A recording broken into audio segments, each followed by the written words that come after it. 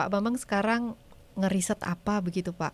Melalui program Berdikari tahun ini gitu ya, kami dari tim riset mengajukan topik ya buat inovasi terkait dengan pengolahan susu UHT gitu ya, yang kita berikan title gitu ya, Smart UHT. Jadi teaching factor ini nanti juga kita mengajak ya siswa-siswa SMK itu untuk melek teknologi gitu ya.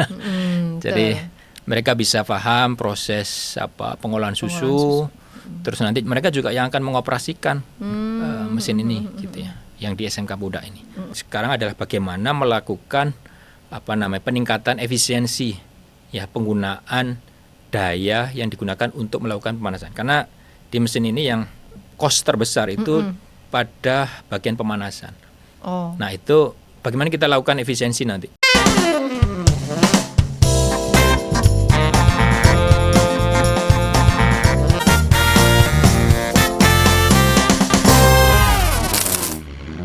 Assalamualaikum warahmatullahi wabarakatuh. Selamat siang Sobat Sinear dimanapun Anda berada. Nah, ketemu lagi dengan saya Andri Suryandari dalam liputan program Berdikari yang diberikan amanahnya kepada Politeknik Elektronika Negeri Surabaya. Jadi di Berdikari ini ada 7 tim periset ya. Kemarin sudah kita bahas 2 orang gitu ya yang memanfaatkan potensi peternakan dan pertanian. Nah, untuk yang sekarang potensinya apa? Nah, saya undang dulu narasumber kita hari ini yaitu Bapak Bambang Sumantri. Ya, ini dia personnya sudah duduk di depan saya. Silakan Pak Bambang, boleh dikenalkan dulu. Ya, Pak Bambang sekarang ngeriset apa begitu Pak? Risetnya apa dan stay-nya di lab mana Pak sekarang? Iya. Baik, terima kasih Mbak Andri. Jadi melalui program Berdikari tahun ini gitu ya, kami dari tim periset mengajukan topik ya untuk membuat inovasi terkait dengan pengolahan susu UHT gitu ya, yang kita berikan title gitu ya, Smart UHT. Jadi ini memanfaatkan teknologi IoT dan juga teknologi otomasi untuk mendukung ya atau meningkatkan performa pengolahan susu UHT. Jadi ide ini memang berangkat dari kebutuhan teman-teman kelompok peternak ya, lokal yang ada di Desa Budak gitu ya. Jadi saat itu ini sebenarnya diawali dari tahun sebelumnya kan ya, yang melakukan pemetaan bekerjasama dengan Pemprov gitu ya. Dan Pemprov menyarankan untuk bagaimana kita dari perguruan tinggi ini ya, itu bisa berkontribusi juga untuk mengembangkan potensi-potensi lokal. Dan saat itu kan kita diarahkan coba ke daerah Budak. Ya, betul. Di situ potensinya luar biasa. Yaitu mereka penghasil susu mungkin salah satu yang terbesar ya di Jawa Timur. Betul. Gitu ya. Nah, dari situ kan kemudian kita coba lihat, kita diskusi dengan mitra di sana. Ya, itu kemudian muncullah yang tadi Mbak Andri katakan ada sebenarnya kan ada banyak ya topik-topik yang saat itu kita usulkan, tapi yang disetujui hanya 7 ini gitu ya. Jadi 7 itu. Nah, untuk yang kami ya tim riset untuk Smart UHT ini ya kita mencoba ya membantu ya teman-teman di Budak itu untuk bagaimana susu produksi dari para peternak itu yang sebagian besar itu memang diberikan atau disuplai kepada perusahaan-perusahaan susu besar yang kadang itu masih tidak tertampung semua. Gitu ya. Nah, itu harapannya mereka bisa mengolah sendiri gitu ya. Jadi mengolah sendiri. Nah, saat ini memang mereka sudah melakukan pengolahan itu, tapi masih terbatas, yaitu pengolahan secara pasteurisasi. Jadi pasteurisasi ini memang mematikan beberapa bakteri ya, Pak, ya. Bakteri yang patogen yang merugikan itu. Tapi karakteristiknya dia itu masih memerlukan ya penyimpanan di lemari pendingin gitu ya. Sehingga untuk bisa dipasarkan itu terbatas. Karena untuk dipasarkan ke daerah jauh perlu lemari pendingin. ini, sehingga cost-nya juga besar kan gitu. Jadi kulkasnya dibawa-bawa gitu ya Pak ya, kalau mau ditawarkan gitu ke Betul. tempat Itu lain. juga ya. tidak murah kan Iya, perangkat iya, itu. iya. Nah, sehingga mereka meminta bisa nggak kita diminta gitu dari mereka yang minta untuk ini ditingkatkan lagi. Nah, ada teknologi yang namanya pengolahan susu UHT, ultra high temperature. Nah, itu di suhu yang relatif tinggi ya, kurang lebih sekitar 135 sampai 145 derajat Celcius itu ya. Tapi dengan kecepatan tinggi sekitar 2 sampai 5 detik ya. Itu harus cepat susu Jadi itu. manasinnya cepat gitu. Dilewatkan pada suhu tinggi dengan singkat gitu. Jadi Oh. susunya nih yang lewatnya nggak boleh lama-lama. Oh. Jadi harus dipompa dengan kecepatan tinggi. Ya, nah, dengan teknologi UHT ini itu bisa memperpanjang usia susu Susunya. gitu. Dan dia bisa disimpan di suhu kamar ya. Jadi tidak perlu tidak perlu dimasukkan ke kulkas gitu. Betul, ya Pak ya. Jadi tidak perlu di suhu temperatur yang rendah. Nah, sehingga ini kan bisa ada potensi ya untuk memperluas jangkauan pemasarannya. Jadi itu, dan juga dalam distribusi nanti nggak perlu lemari, nggak perlu keliling bawa kulkas, cooler tadi gitu kan. Artinya kan akan lebih murah. Iya. Nah, itu yang mereka harapkan. Sehingga kami coba melakukan kajian, kemudian melakukan perancangan, dan tentu ini memang bukan teknologi baru lah ya. Jadi UHT ini sudah lama ya. Bahkan mesin-mesin di pasar juga sudah banyak. Banyak. Cuma kita coba mencari inovasinya. Apa nih Pak? Apa yang terbarunya Pak? Yang kita berikan adalah bagaimana mesin-mesin ini nanti kita rancang khusus untuk skala kecil ya. Skala kecil. Kemudian kita berikan teknologi otomasi.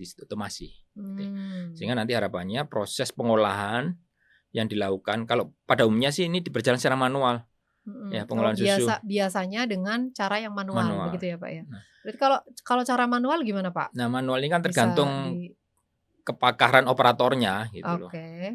Nah, pakaran operator ini kan berarti operatornya memang harus benar-benar sudah paham ya dengan karakteristik mesin, kemudian proses produksinya gitu ya.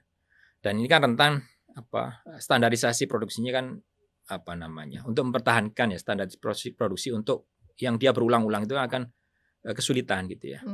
Sehingga di sini kita coba lakukan inovasi dengan melakukan otomatisasi ya dalam proses produksinya.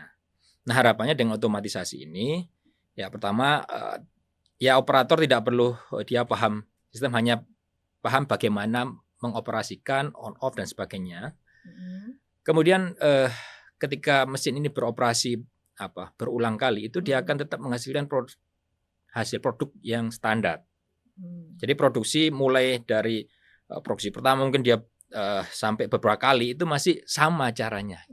Nah, itu yang kita lakukan ya, inovasinya.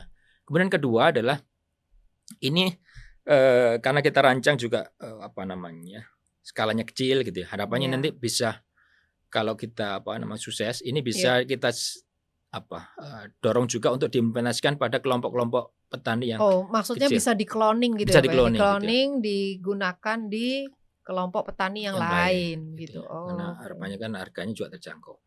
Kalaupun misalnya kita ada investor gitu ya, itu mereka bisa melakukan proses mungkin sewa atau sebagainya pada mesin petani atau bagi hasil misalnya produksinya.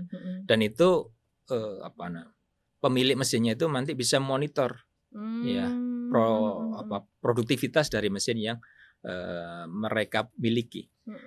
Nah, di situ kami tanamkan inovasi lagi, yaitu produktivitas atau kinerja dari mesin bisa kita amati secara online, secara real time dengan memasukkan teknologi IoT tadi. Jadi IoT itu akan mengambil data-data ya operasional yang ada di mesin itu, data kondisi dan sebagainya. Kemudian data itu diupload ya ke cloud gitu ya. Kemudian kita bangun web based sistemnya. Nah, pemilik dari mesin-mesin itu nanti bisa melihat, memonitor ya bagaimana mesin yang dia miliki. Mungkin dia punya misalnya 10 atau 100 mesin, itu semuanya akan bisa termonitor di situ. Nah, sehingga proses bisnisnya misalnya nanti ada bagi hasil atau Ya. seperti apa, itu nanti bisa dia juga akan memonitor bagaimana sih kinerja dari mesin yang dia Untung miliki. nggak gitu ya Pak ya? Betul, dari seperti itu. Oh. Nah itu kita juga itu untuk tahun ini kita kembangkan yang tadi sebenarnya berbasis web, jadi web based. Berbasis web. Ya. Nah ke depan kita juga mungkin akan kembangkan. Jadi kita punya planning untuk kembangkan juga mobile based, gitu. Jadi aplikasinya berbasis mobile. Pakai HP begitu ya Pak ya? Jadi mereka bisa mengamati mesin-mesin yang mereka miliki itu di gadget mereka masing-masing. Nah, jadi itu berarti ada batasannya dong Pak. Kira-kira nantinya pasti berimbas pada siapa yang kira-kira bisa melakukan monitoring gitu ya. Kalau dengan alat-alat yang seperti itu, apakah memungkinkan semua? Maksud saya memungkinkan semua ya. Kalau kemarin itu kan dari Robotani Pak, kebetulan kemarin ya, yang tayangan pertama tuh Robotani. Robotani itu pinginnya gitu ya, yang muda-muda ini tetap sayang sama pertanian gitu ya, konsisten juga untuk mengembangkan potensi daerah melalui sisi-sisi pertanian, sehingga dibikin pertaniannya itu dibikin lebih inovatif gitu ya, lebih menarik begitu ya, sehingga kaum muda juga ke depannya akan tertarik gitu di bidang pertanian. Nah, apakah ini sama Pak dengan Robotani? Jadi mitra kita yang di Puda itu juga ada mitra yang sekolah SMK gitu ya. Di mana karakteristik di situ siswa-siswanya itu juga mereka peternak. Nah, ini yang kita kembangkan di Puda ini juga untuk mengembangkan teaching factory di SMK itu. Gitu. Artinya apa? Jadi teaching factory ini nanti juga kita mengajak ya siswa-siswa SMK itu untuk melek teknologi gitu ya. Jadi mereka bisa paham proses pengolahan susu. Terus nanti mereka juga yang akan mengoperasikan mesin ini gitu ya, yang di SMK Puda ini. Nah, ini juga proyek ini harapannya nanti bisa sukses sehingga kita juga bisa kembangkan teaching factory Teva ya dengan SMK yang memiliki berada gitu ya di daerah sama, gitu. Betul, di daerah misalnya daerah peternakan sapi, pusat-pusat penghasil susu gitu ya. Itu kan sangat-sangat potensial sebenarnya. Gitu. Sehingga sentuhan teknologi mungkin ya mereka ya peternak-peternak itu juga mereka juga dapat akses gitu ya ke teknologi yang relatif lebih advance lah. Jadi gitu. Oke. Pak, tadi kan risetnya kan sudah mulai sejak tahun lalu ya Pak ya. Ini kelanjutan gitu Pak ya, kelanjutan. Untuk pembuatannya sendiri sih Pak, pembuatan teknologinya, inovasinya itu butuh waktu berapa lama Pak? Kalau dari timnya Bapak? Jadi memang untuk tahap awal ini mesin itu kita coba mesin part-partnya ya itu masih kita gunakan yang ada di pasaran gitu ya. Jadi yang ada di pasaran dulu.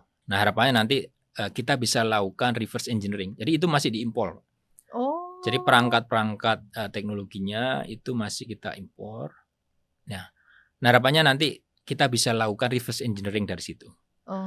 Nah yang kita lakukan memang tahun ini adalah otomatisasinya itu yang kita lakukan inovasinya. Nah ke depan ini kita berencana dari yang kita datangkan itu kan teknologi yang dari negara lain gitu ya. Nah itu kita coba lakukan reverse engineering. Kita akan kolaborasi dengan workshop yang ada di lokal gitu ya. Nanti kita minta bisa melakukan reverse engineering sambil kita coba lakukan improvisasi di situ. Jadi yang terpenting sekarang adalah bagaimana melakukan peningkatan efisiensi ya penggunaan daya yang digunakan untuk melakukan pemanasan. Karena di mesin ini yang cost terbesar itu pada bagian pemanasan. Nah itu bagaimana kita lakukan efisiensi nanti? Karena itu juga akan meningkatkan ya potensi revenue yang dihasilkan atau margin yang didapatkan oleh tadi petani tadi gitu ya atau peternak tadi gitu ya. Nah itu yang kita sudah akan lakukan di tahapan berikutnya ya proses untuk peningkatan efisiensi dari mesin atau bagian di heat exchanger-nya. Hmm. Nah, yang kedua juga kita akan lakukan modifikasi ya. Jadi saat ini sistem pemanasan ini kan menggunakan energi listrik. Oke. Di listrik. Nah, tadi kalau kita kaitkan dengan riset-riset teman-teman yang lain yang juga dilakukan di sana, kan ada yang bagaimana menghasilkan biogas dari kotoran sapi. Nah, kami punya ide untuk ke depan kita juga ingin memanfaatkan biogas ini untuk pemanas, ya, menghasilkan energi panas yang dipakai untuk mesin UHT ini. Nah, itu kita coba kaji. Cuma untuk bisa high temperatur apakah memungkinkan? Nah, ini yang harus kami lakukan. Jadi kajian-kajiannya lebih lanjut. Nah, harapannya nanti kalau ini bisa kita lakukan, ya bisa mengurangi ya. Tadi kalau biogas ini bisa menghasilkan yang besar, ini kan bisa kita pakai juga untuk pengolahan susunya gitu ya. Nah, itu yang ke depan akan kita lakukan, inovasi-inovasi berikutnya gitu ya. Kolaborasi. Sorry. Nanti cut ya. Batuk. Ternyata yang perlu minum sampai saya batuk, Pak. Lanjut ya, Pak. 3, 2, 1. Baik, itu tadi berarti maksudnya kolaborasi ya, Pak ya. Saya serak. Kayaknya ini perlu di-cut nanti. Oke, Pak, berikutnya Pak tentang tantangannya. Yeah. Kalau bikin inovasi itu kan ada yang bilang kayaknya kalau diomongin tuh kayaknya gampang banget gitu. Kesulitannya apa Pak bikin alat ini? Ya jadi pertama memang pendanaannya itu juga salah satu yang tantangan kita gitu ya, tantangan Siap. kita. Sehingga kami juga melakukan efisiensi gitu ya. Kemudian budgetingnya, kemudian juga mengoptimalkan ya semua sumber pendanaan yang ada itu yang kita coba pakai, kita lakukan terus konsolidasikan gitu ya untuk bisa implementasikan atau merealisasikan ide-ide kita gitu ya. Dan kedua juga karena ini kan sebenarnya tidak hanya bicara terkait dengan bidang bidang keilmuan yang ada di PENS itu ya. Sebenarnya ini kan kompleks atau multidisiplin gitu ya kalau di pengolahan susu ini. PENS ini kan lebih banyak orang-orang yang atau SDM yang ada di PENS ini kan bidangnya adalah ke elektroan, IT gitu ya, mechanical. Nah, kami juga harus kolaborasi dengan teman-teman yang ini kan kaitan dengan pangan, ya, teknologi pangan gitu ya. Nah, kami kemarin sudah coba menjajaki, ada teman-teman dari perguruan tinggi yang ada di Surabaya gitu ya. Itu kita coba jajaki, nanti kita ajak kolaborasi ya untuk mereka yang pakar di teknologi pangannya. Gitu. Sehingga produk akhir ini yang susu yang berkualitas itu juga mereka bisa memberikan advice gitu ya. Dan mereka juga akan kita ajak kolaborasi untuk mengembangkan sistem yang kita akan kita improve gitu ya. Kita sempurnakan terus-menerus. Gitu. Nah, ini harapannya memang sudah ditunggu-tunggu ya dari teman-teman di Puda ini.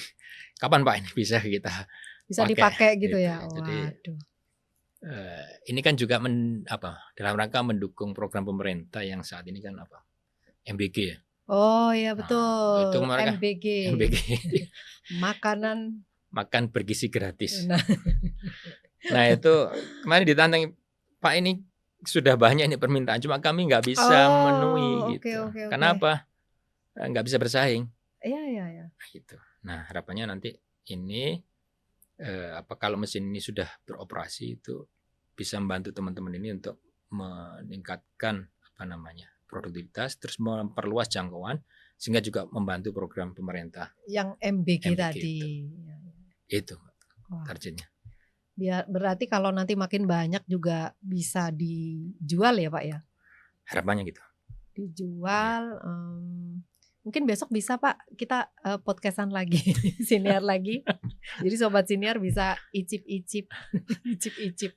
Susunya itu apa sih gitu? Istimewanya susu yang diolah dengan mesin yang kemarin gitu ya.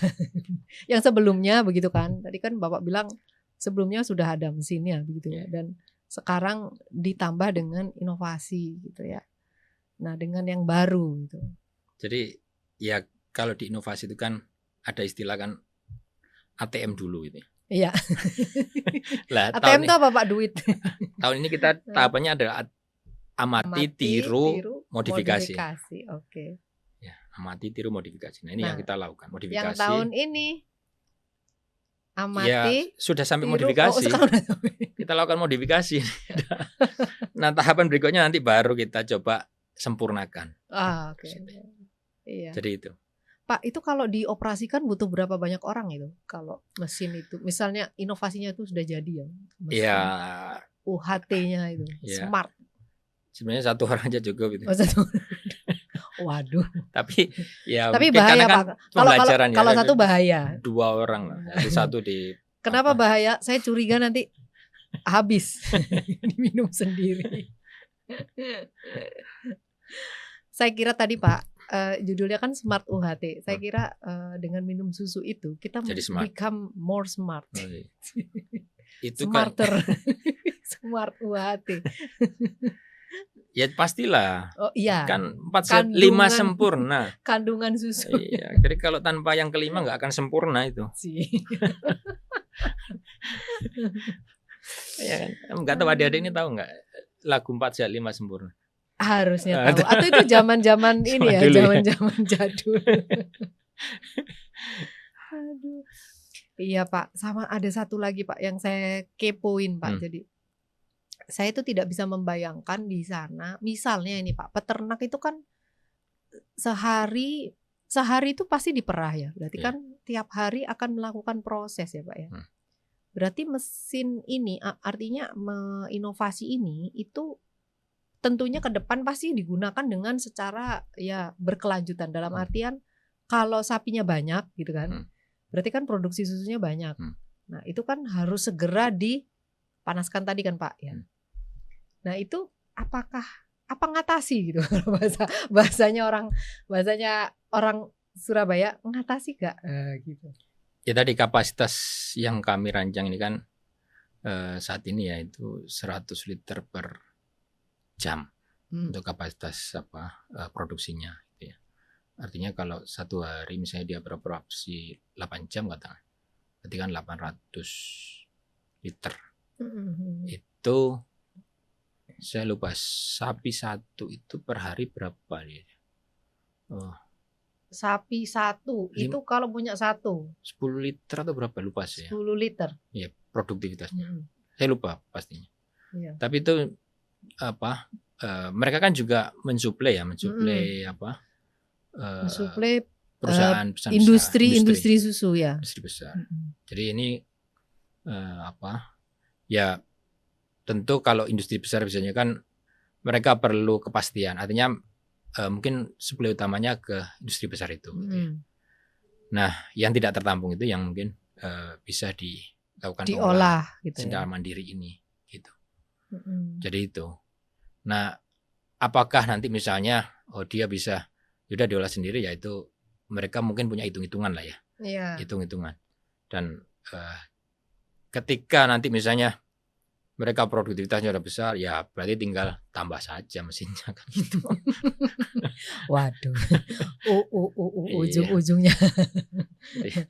Tapi kalau ditambah pun tentu butuh space yang lebih luas ya Pak ya. Kayaknya saya kepo sebenarnya mesin itu ukurannya seberapa sih Pak? Saya nggak kebayang. Ya yang diproduksi Bapak ya. Yang sekarang itu sekitar 2 kali 6 meter ya perlu space. Sebenarnya kalau kita bisa coba compactkan lagi, yaitu memungkinkan untuk bisa lebih kecilkan lagi. Ya, ukurannya. Tapi yang saat ini ya 2 kali 6 meter. Ya perlu space untuk instalasinya. Gitu. Iya, Bapak kemarin dibantu berapa orang Pak di timnya Bapak? Kami satu tim itu kan total 7 orang, Mm-mm. termasuk tenaga teknis dan administrasi. Mm-mm. Jadi penelitinya sendiri ada 5, ya kemudian teknisi itu ada 1, jadi yang bantu kami, kemudian administrasi Mm-mm. 1. Berarti berapa? 7 ya, benar. Mm-mm. 7. Oh, Gitu. oke. Baik, terakhir Pak, terakhir. Kapan kita bisa mencoba susu yang diproses menggunakan Smart UHT? Kapan Pak? Ya targetnya tahun ini ya, akhir tahun ini sudah. Akhir tahun ini, wah. Iya, Masih panjang ya berarti ya. Ini kita masih di bulan Juli. Juli. Jadi Terus itu nanti ke depannya akan diserahkan begitu atau bagaimana Pak? Atau ya kita rancang bisnis modelnya. Heeh. Tentu ini kan ini kan program dari pemerintah, artinya hasil dari riset ini juga tidak bisa kita coba langsung serahkan gitu ya. Artinya mungkin kita rencananya adalah kerjasama, ya. Kita kerjasamakan dengan mitra ya, untuk pengoperasiannya. Jadi, intinya kami dari inovator ini kan inginnya alat ini digunakan gitu ya. Jadi bermanfaat bagi mitra. Nah tentu karena ada regulasi-regulasi ya dari pemerintah, kita juga harus ikuti itu. Gitu ya. Jadi yang model bisnis yang kami coba bangun adalah nanti kemitraan, kemudian ada kerjasama, sharing profit gitu ya. Nah intinya kami dari inovator berkeinginan bahwa apa yang kami hasilkan itu bisa digunakan. Gitu ya. Nah nanti seperti apa proses untuk sesuai comply ya dengan regulasi, itu mungkin secara institusi yang kita harus lakukan ya. Jadi seperti itu. Oke. TKDN berarti ya ini Pak ya. Nah saat ini yang TKDN kan sistem otomatisasinya itu.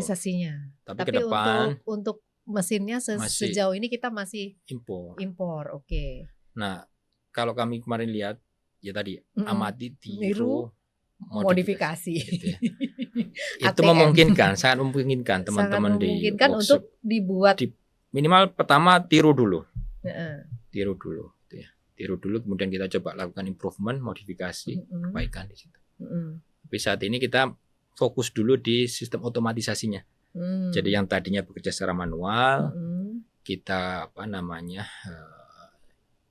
intervensi teknologi di situ, ya sehingga harapannya ini nanti bekerja secara otomatis. Oke. Dengan tujuan tadi ada proses yang bekerja karena ini kan berulang-ulang sehingga bisa standar hasil yang produk yang dihasilkan itu. Jadi itu. Oke. Nah mudah-mudahan nanti ya ini tetap berlanjut ya dengan kita tetap berupaya untuk mendapatkan tadi pendanaan.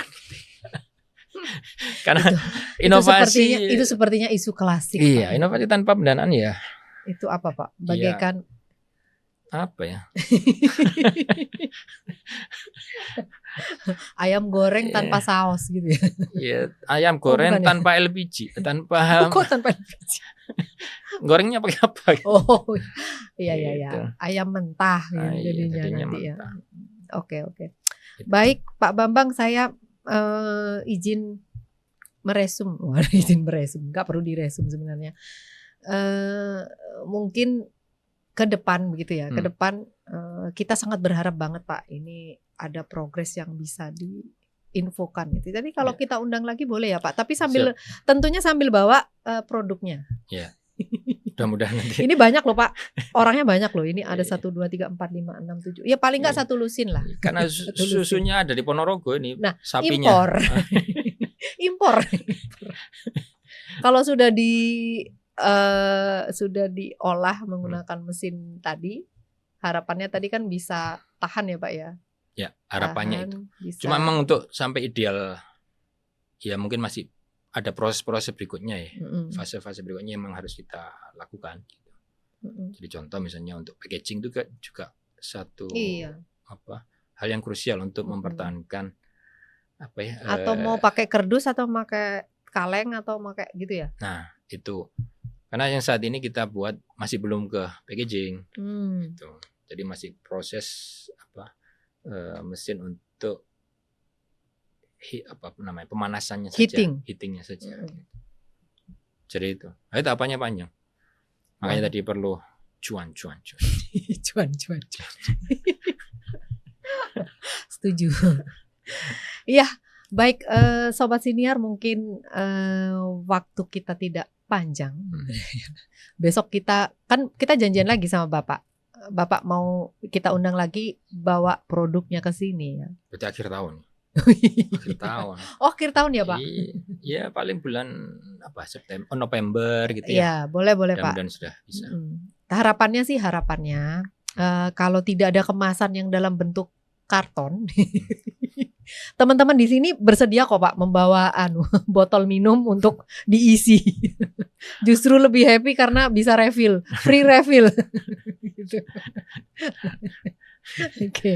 Oke, baik sobat siniar, mungkin waktunya nggak terasa ya. Ini tadi udah panjang banget kita ngobrol dengan Bapak Bambang Sumantri. Beliau ketua tim periset dari Smart UHT.